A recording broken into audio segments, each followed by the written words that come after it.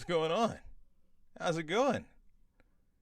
You know, my mood immediately perks up anytime that the sun is out and it is above 50 degrees in Chicago. Basically, I'm pretty happy anything 50 to like, I don't know, 114 degrees. After 114 degrees, this gets too hot. No, honestly, I get a little cranky after like probably 95. Anyway, Chris Courtney here, New Pragmatic. It's time for the feedback loop. It's a lovely end of the week. We've made it. We've done it again. Everybody's here in one piece, I think. I know everybody's here in one piece because I've gotten. If I hear from James, then I know everybody's accounted for. James is the one. James, you are the one. And I'm always like, where's James at? And James, hell, sometimes I'm sure you wake up and you're like, am I home? Am I still on the road? Even in this era, some of us are still bouncing around the damn globe. But we're with you, 100%. We've got Katie in here. We've got new guests floating around. No work submitted yet, but I'm on the lookout for our new guests. Some people have been percolating around. Might have a Melanie sighting today. Luigi's in. And Luigi and many of you, sitting smack dab in the hot spot in New York. So our thoughts are with you as I am absolutely certain this is a really stressful time. I didn't know anybody in Wuhan. I know a lot of people in New York, and it's concerning. So hoping everybody stays happy and healthy. Thinking of Kara as well. Kara doesn't have any work in this morning, but Kara's also in the New York area, and others. So, like I said, we've got Luigi, Katie, and James all in the platform this morning. Let's go ahead and get started because we've got a lot of good stuff to look at. The first thing I wanted to do, though, is I wanted to monologue a little bit. You're like, Chris, you just monologued. Well, I wanted to point out this week we've released a couple of new videos. These are related to the new chapters that are coming out in the interface design program. Creating styles with Figma and creating components with Figma are both in YouTube now. They're both really, it's 20 minutes of tightly edited tutorial video that will guide you through how to really create a true foundation for your Figma projects. This is something that goes with a set of exercises that's coming out, and I really do believe that if you can start with a good core foundation, your projects will go a lot faster. So that's why I spent the time making those two videos. They are part of the quote visual design playlist. There's 10 videos in there right now, and I guarantee there's more coming because I'm looking at my list and I can see more down the pipe. So you know, that's there. Also, I also wanted to point to this help with COVID-19 projects. This is a site, helpwithcovid.com, and there are a series of projects in here that are looking for designers and developers, design and development help of all types. I pointed many of you this direction earlier in the week, but earlier in the week we were missing some really key components here. First of all, we had no way of filtering. Now we have a method for filtering, and there's a couple things that I like to do when I go through and filter for this. I like to first sort it by the latest, and I can see that 8 minutes ago somebody created something called COVID score, and then there's a lender match, and these projects that are coming in later, they don't have any volunteers signed up. You can see like there's several here that were all created in the last few hours, but they have no volunteers. Website redesign at citizenstaskforce.org. Clearly they're looking for design help. The other thing I like to do here is not just flip it. So I'm looking at the latest ones. I also like to focus on design. So now I've filtered this, and I can see exactly what people are looking for design help on. Now, I would caution you to make sure that when you are going through here, you don't just start blindly applying for these projects. Read the project. See if pay close attention and see if it's something that really speaks to you. If it is, then I want to encourage you to apply, because this is one of those things that I think you should take a look at regardless of whether you have a full-time gig or not. Like if you have a full-time gig and you're wanting to do a side project, which many of us we genuinely like doing side projects. It's just like, how do you find one? This is how you find one. And it's always been my position on side projects is that this is likely where you're going to experience some growth in a situation where you're getting out of your normal operating mode. In that, if you're working at a day-to-day job, you fall into a certain process with a particular group of people working on a particular thing. I experienced this when I was in print media. I would work on the same thing day in and day out for years at a time. And I liked doing little side projects, whether it was helping somebody with a poster, designing a magazine, or building the first websites that I worked on. These were ways to stretch, and that's ultimately how I ended up over here, where I'm at right now. Is I began stretching out of my weirdly little shaped box, and we all become oddly shaped by the jobs that we're in. And when you leave that job, you're still oddly shaped. It's not likely that you're going to fit into the next role perfectly, because the role is shaped, partially to you and partially to the job at hand. So doing little things like this helps you break that shape and grow in a new way.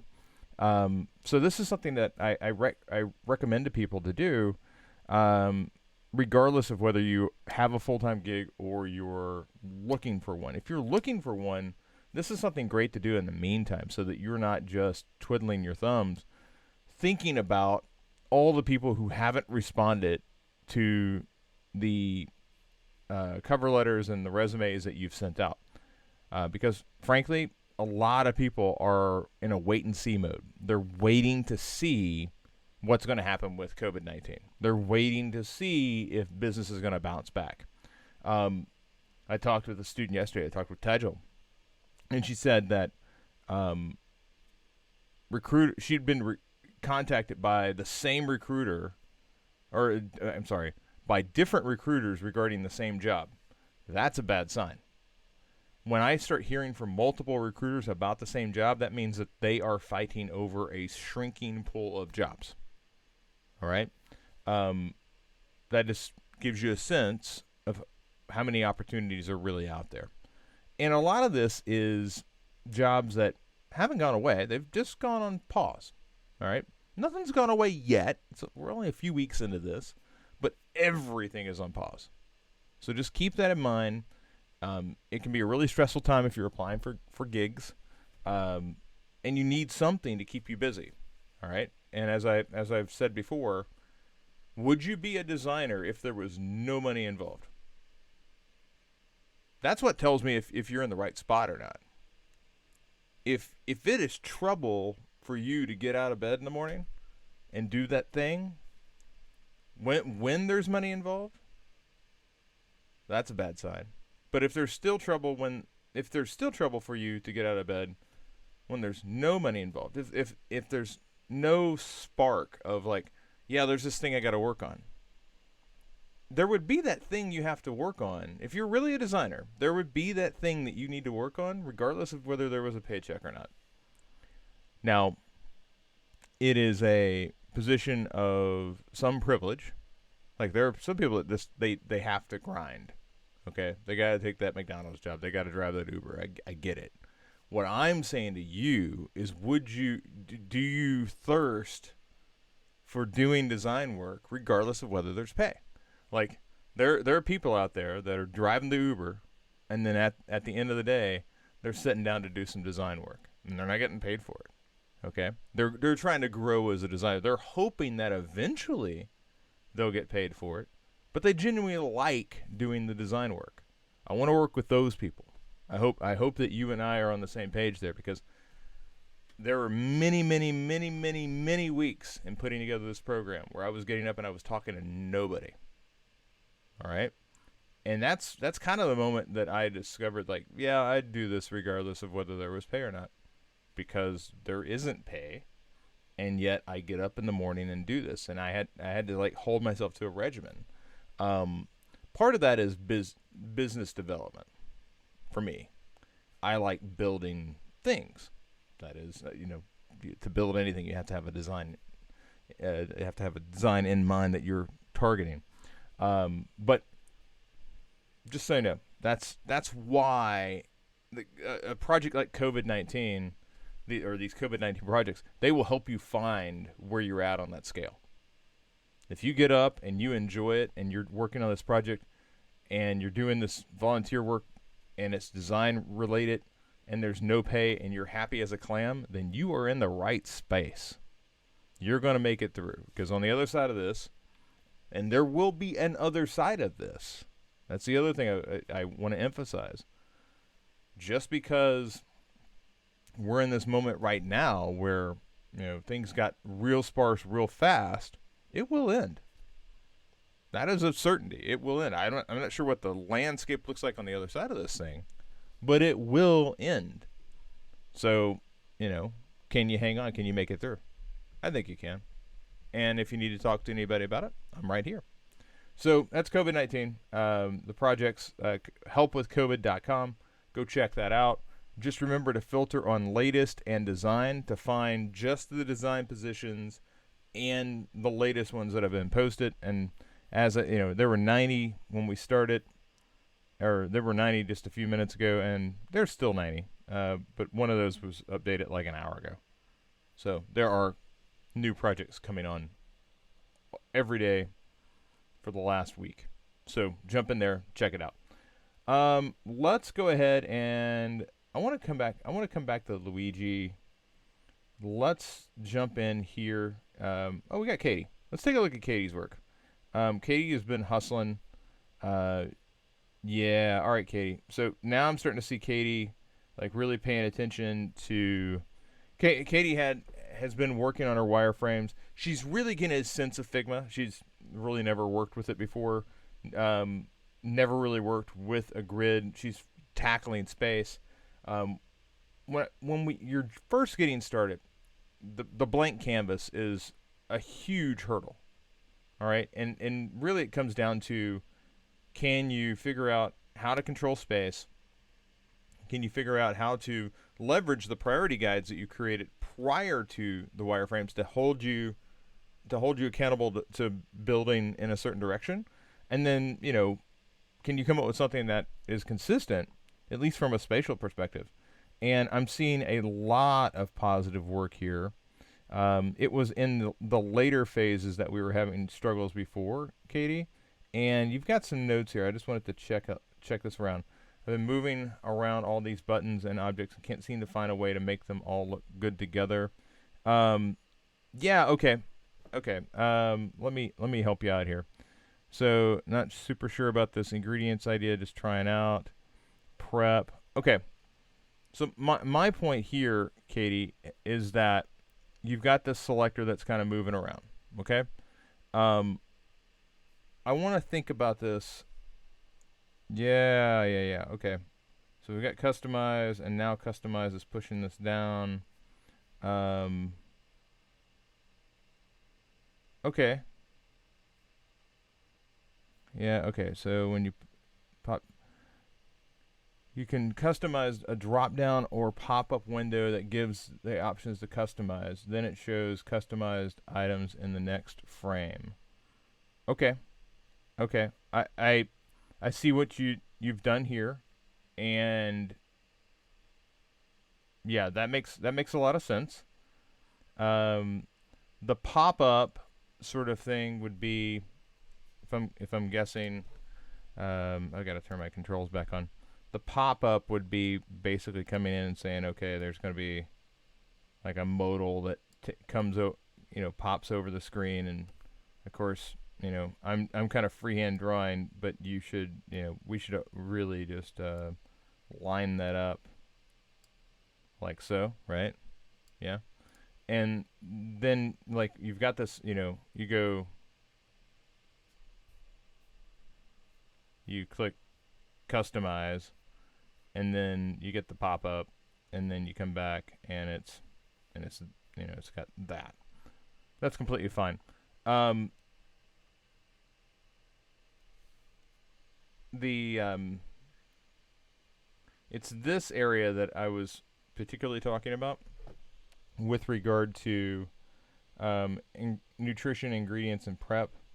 Um, you basically want to give yourself an opportunity to not have to cycle through. Um, and if I could best describe this, because I'm looking at the different, I'm looking at the prep. The prep is heat for 2 minutes and 45 seconds in microwave or until fully warm. Why should I have to open that up in a modal? I really see this as you know, just here's my nutrition,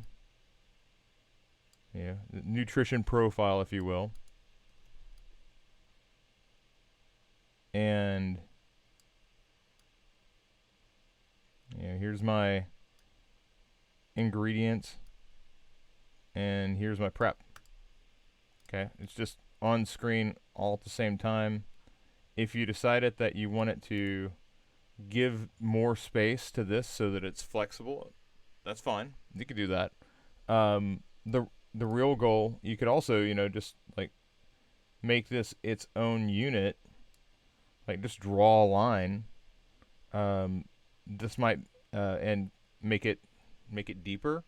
This also might be a situation where you just go with a larger image, or you go with a series of images. This is also one of those situations where you'll see a lot of organizations, and this includes shopping sites like Amazon. They will have a series of other photos. Amazon always does it to the left, but photos and food, you can't have enough photos. So if you decide you want to have different photos that you can look at, that will give you a deeper well here to work with, and then you can have these elements down below. My guess is that you'll have some items with lots more ingredients. You'll have some items with much more prep, but it typically won't be enough to go through the interaction of, okay, I want to see nutrition by itself, I want to see ingredients by itself, I want to see prep by itself. You have space to run.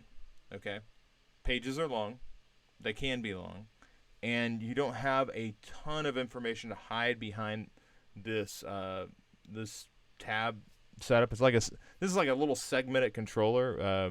If you've ever seen a mobile device, and there's you can flip in what's showing up inside of a view, that's a segmented controller. This is like a segmented controller put on a much larger page. I just don't think you need it. Okay, so I don't mind the orientation of the information. I just think you can get it all on the same page at the same time. And then I would probably expand my photography to allow yourself the room to run on the details, and then that modal. Whether you do a drop down like this or the modal, I think you're going in the right direction. Okay. And also you've cleaned up my big thing was we got to sort out the grid. Okay. So good job there. We're up to how it works.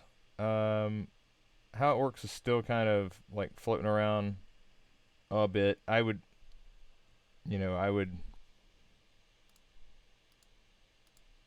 I would either make this go like 2 and 2 on the outside, or I'd make it align 3 and 3 on the outside. This is a common problem that you get into. I used to run in this with Bootstrap because Twitter Bootstrap, the framework had a 12-column grid underneath. You have a 12-column grid here. If you went 3 off of one side and then you said empty 3 span 6, that meant that you were off kilter. Well, actually, it was here. It's span 7. So empty 3 span 7, that left you with 2. So it didn't look out of alignment. It was out of alignment. So with a 12-column grid, you can have margins of 1 column, 2 column, 3 column. Here, those are your possible options. You can't have a 3 and 2. You can, but it's off kilter. So if you're trying to center this up, you want to say, this is 6 columns wide, or this is 8 columns wide. You can't do 7 on a 12-column grid and have it aligned to the middle, because it just kind of falls off to one side.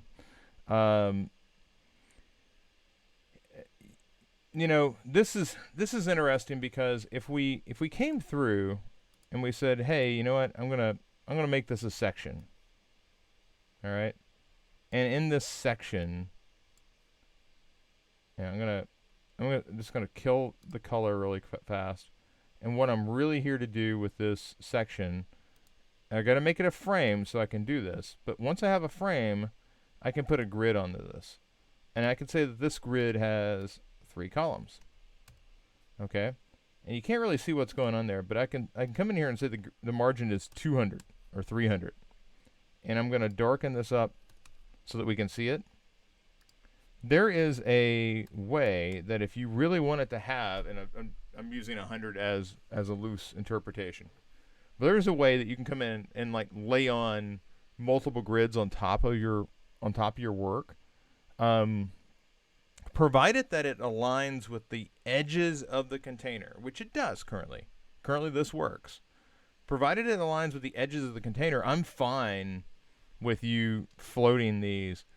I always want to know that you're thinking in your head that there is a grid here. Okay, there's a grid here. Chris just can't see it, but I'm aligning with the edges of the container. Then I'm going to have a different grid come in, and then I'm going to go back out. We can talk about that design pattern more in depth. You're wireframing right now, so I'm trying to work with you to get a better understanding of space. But just know that you can use different grids within a larger container, all right? And what you're going toward is fine. But I'm going to save this as grid example, just so you have it, all right? And we can turn it off, so it's there, but it's off, okay? And I'll lock it down so it can't be moved. The other thing is, button. Are we going wide? Are we going down? I would suggest going wide here.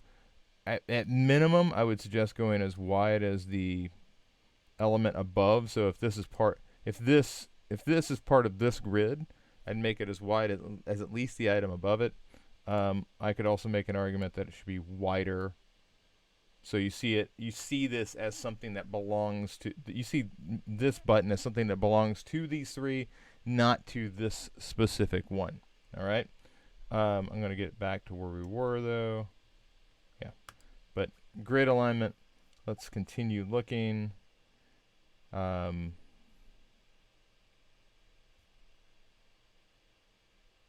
this is where and I'm going to shoot back over. I'm not sure why menu moved. Oh, okay, never mind. You decided to center menu up. Okay, that's fine. So you're going with centered. I thought you were in a pretty strong position having it over, but you're drawing it into common. So now how it works is centered, login is centered, profile is centered. I would suggest this for profile. I would suggest bringing this down so that it's clean. All right. Because what you get into with the way you've got it right now is, let's let's say that you have a longer name, and so Katie Wolford, Katie Wolford Awesome, which is like that's like that's a name off in the future for you, but wouldn't Katie Wolford Awesome be an awesome hyphenated name? Like I wish my name was hyphenated. Chris Courtney Awesome. I wish that was my name. But Katie Wolford Awesome. But you see what happens with the spacing here once you get a long name in there? That issue goes away. Katie Wolford Awesome. And we're just going to go with that, by the way. That's your new name now. It's Katie Wolford Awesome. That issue goes away when we clear that out. Okay? So, regardless of whether you go with Katie Wolford Awesome or just Katie Wolford, it's a better page having this label above and away from that. All right? Be awesome. Keep being awesome. All right. I'm going to undo that so you can come back and kind of make that decision for yourself. Regarding like alignment in here, one thing I always try to do is I always try to get my spacing equal to the top and bottom when I'm in these sections, and then I try to maintain mid spacing with this element. I want to see what type of so that's 24, that's 18. Yeah, that stuff's all fine. Stuff's all fine. Also, give yourself some room to run on this. 2068 20689 Maple Street, Omaha, Nebraska 69055. That's actually a really short address to have on file. I would suggest always going multiple lines with this, just in case you end up in a long city with a long, what if this was 20689 Martin Luther King Boulevard, New Orleans, Louisiana. And I'm certain that Los Angeles, California, I'm certain we can come up with longer names. Lord forbid we apply this to a foreign country where the addresses can get really long. But I would go wider with it too, because you have room. You've got room, okay? So just think about this as individual lines. The reason why, you're going to need more on file than just the last four. You'll probably have an expiration date as well. You might even you might have even named the card. But I would say address on one line, city state on one line, zip code on the last line, just to give yourself room to run for those variable lengths. Okay? And we'll, I bang the table pretty hard on variable length, as I'm about to do right now. So we're going to jump away from Katie's, and we're going to jump into Squawk. So James, hi James, so good to have you back. I know that you're just running through walls, so kudos. James has had to put up with quite a bit from me over the last few days, weeks, mainly because he brought to me a good concept. I mean, I like the concept of the thing he built, but the spacing was all just crazy. And now I really feel like if we go back, and I immediately come to the way this player used to look. Player was in horsey sauce mode. Now, if we can get back over here, now we look at that player, and oh, that player is so much better. So yeah, I'm not sure if you. Oh yeah, well, let's see here. Yeah, that's way better, dude. That's like just getting that variable length information on its own line. Way better, like way better. Okay. You can predict what the length of date and time are going to be. You cannot predict what the length of that podcast name is going to be. So if you walk out of here with anything, it's that update, it's this update.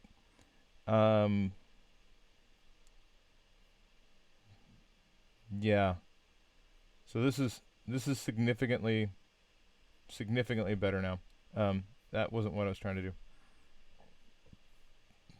So what I want to do now is I want to kind of get a sense. You said you would start it putting this into prototype mode. I want to kind of walk through it and just kind of see where it's at.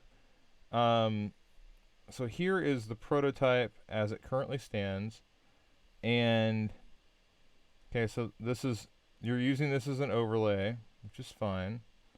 So if I hit hosting, this overlay is going to show up. You're asking something about sticking to the top, and I just kind of need to see how it's working right now.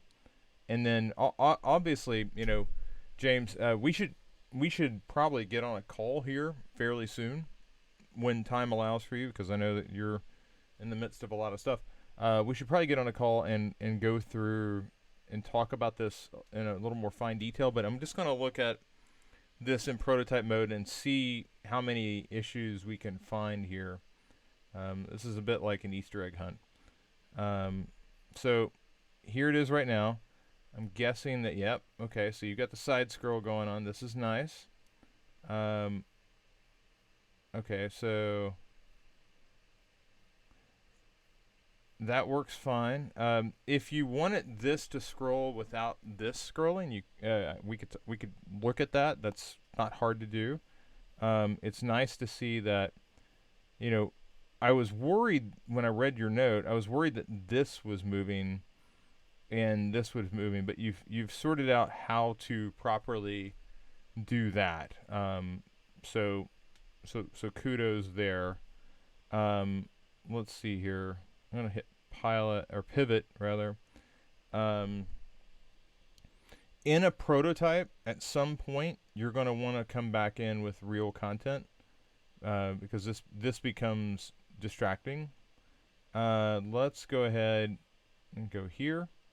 Okay, so you've got the player that pops up. Now we're going to go to play.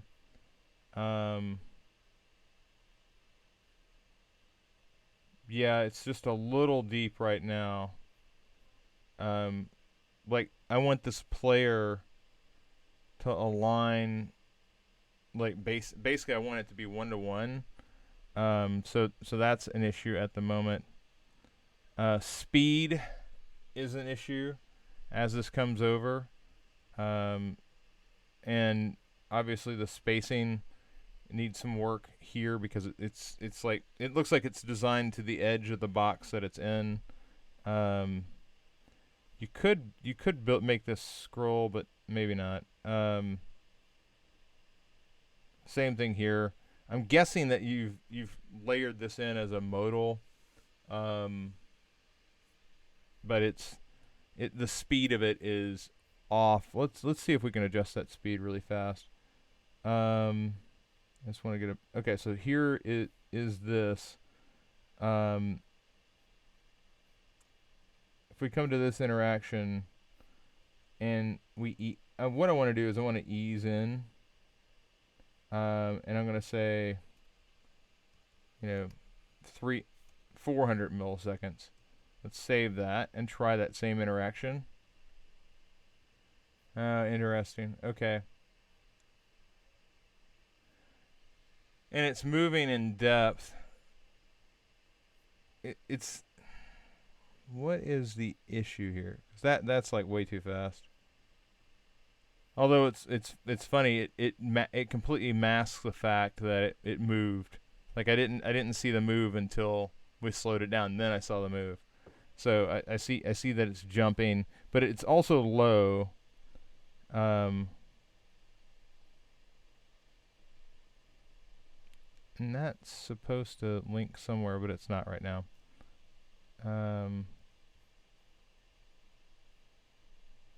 So that takes us back here.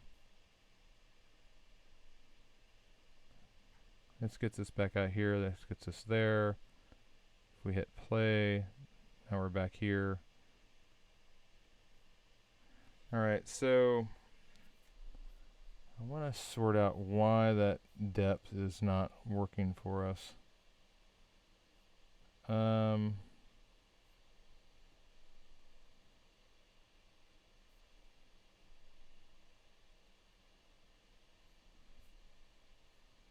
Did our frame get long, or is it 390? Well, no. Height. No, the height is right. The height is right.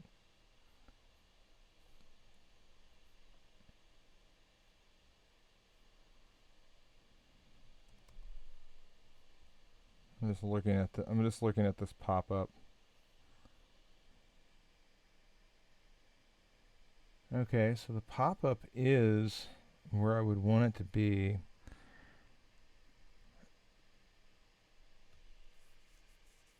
That's very interesting that it's not coming in at the right height. You know, I'm not completely sure why that's occurring. This is one that I'm going to want to dig into, though.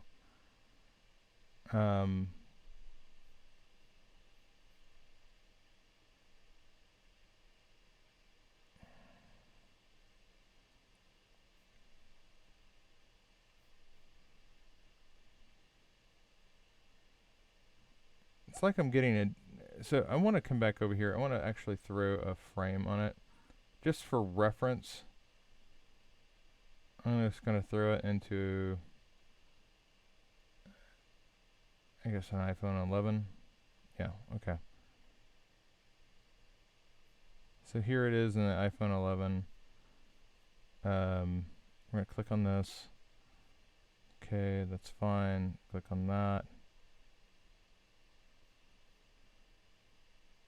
Okay, so, okay, well that makes me feel a little better. Although it's like it's bouncing down. I can't figure out why it's bouncing down. There's something about it that I'm not seeing.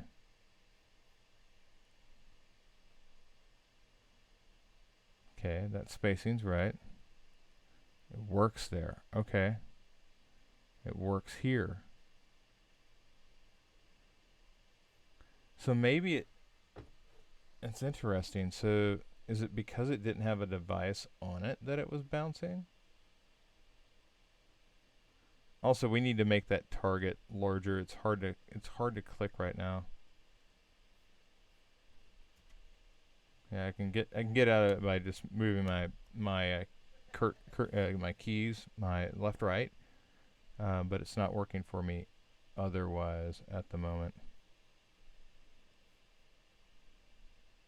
But yeah, it looks way better here than it did. Let's get rid of the device again.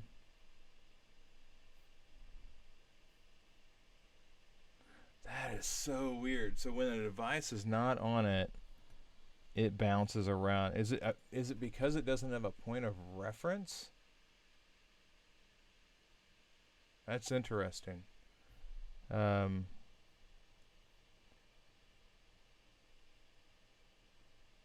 Yeah, it's like that button is broken. But you know, it does look like if you put a device on it, that issue resolves. So yay! I'm so happy we could figure that out. Although what I can't figure out is why is an iPhone 11 Pro smaller? I'm seeing that up in the corner. It says 375 by 812. That's interesting. I thought those were the same size. I now have to go investigate that. Was there a change in size between the X and the 11? And have I forgotten that?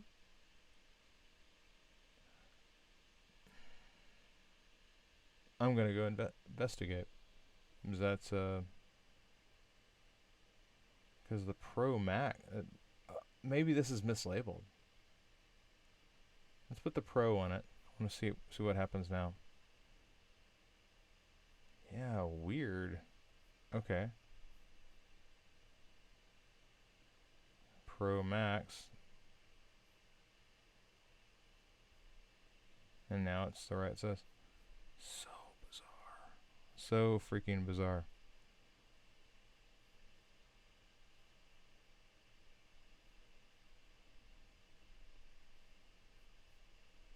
So we've got a few things here. One, the device, a lot of the issues that we were having with how it comes over go away once you put the device on there, which is nice.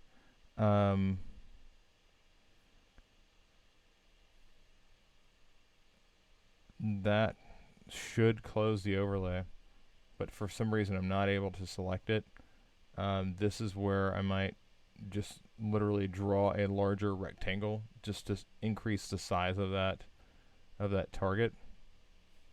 Because right now it's just, I can punch it all I want. Let's go. You've got real content here. Let's get some real content in these other places. I'm glad to see that you've gotten, how to get these things to resolve and lock to the top. Sorted out. Yeah, I really do think that you're in a spot now. Provided that you update this with some content, I think you can begin user testing this to see how people get around. I do think that you need to adjust this overlay bit so that it closes. Otherwise, you're going to get a lot of people trapped. Yeah, but it's definitely getting there. It's much further along than what it was when we started on this a week or so ago. So good job, James. Good job. Final thing that we're going to look at here is Luigi. So Luigi had showed me his initial resume, or I guess it was his old resume, on Monday, and the progress that you've made in I guess it's Tuesday, in a relatively short amount of time is heartening. This is far more legible. It like the usage of the typography previously was pushing the extremes of bold just for the sake of pushing them, without being particularly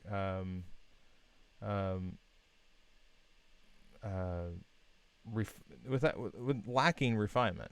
And now we're starting to get a little bit of control in how you are organizing the information. I see skills and skills. I don't need two skills. It's just say skills, and it's gonna hold. That's gonna hold the line for all of this. Skills, achievements. So you're an overachiever there. Portfolio, email, phone, contact. Here this is where I'm gonna try to zoom in a bit. This is where I begin to pay close attention. I'm just going to come up from the edge. I know, and this is one of those nitpicky little things that I get into. I know that from a text box perspective, like this isn't aligning only because the rounding of the G, but you have the ability to fix that issue. I mean, this is a bespoke, it appears in one spot. I would nudge that over. I would also soak up some of this vertical space in your line height. I want Luigi Fulinello I want your first and last names to come together to form a unit. Right now, it looks like your last name is more of a unit with graphic designer, and it's floating away from your first name. I want that dynamic to change. I should feel like when I'm drawing here, I could draw a little square. Right now, it feels more like a rectangle. I want to be able to draw a little square here, and feel like that everything is uniquely spaced. Right now, we don't have that. It's a little tall.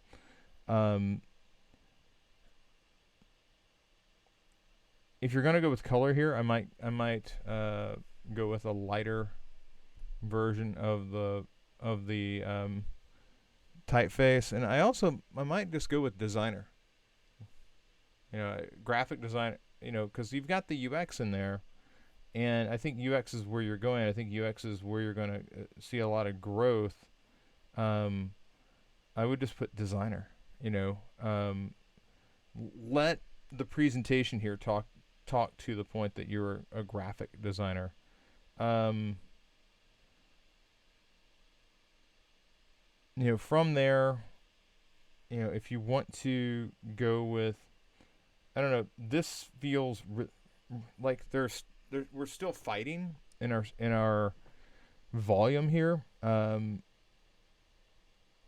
I would probably take all of this down, like leave the places high, or flip it. Say, work experience, junior art director, CSM, sport and entertainment. Like where it was is less important than what you were doing. Um, you know, same thing goes for like the ordering of the what's important, the fact that you went to Central Connecticut State University or the fact that you got an MS in international studies. I really think that, like, I would if you flip this stuff around, it's probably more important like what you did, what you got, than it was where you were. This works against you in a couple of spots. Like I know Union Square is like a thing because it's like Shake Shack and everybody loves Shake Shack. I think I might be one of the only people that realize that Union Square is Shake Shack, and it's just because I watch too much CNBC. Alexander Isley, design intern. Um, this just says that you had a couple of internships, you freelanced, and you had a junior art director position. Um, Flip that around, take a look at it in the other orientation, and then whatever keep whatever you decide to keep it at this size, but take everything else around this down so that stands out. And also consider coming in. Actually, I really think that once you do make that adjustment, this will open up a bit. Right now, it feels like it's still crammed, and I want some more air in this. Okay, get rid of this. Get rid of this copy of skills. Like keep all of this, but get rid of that. Um,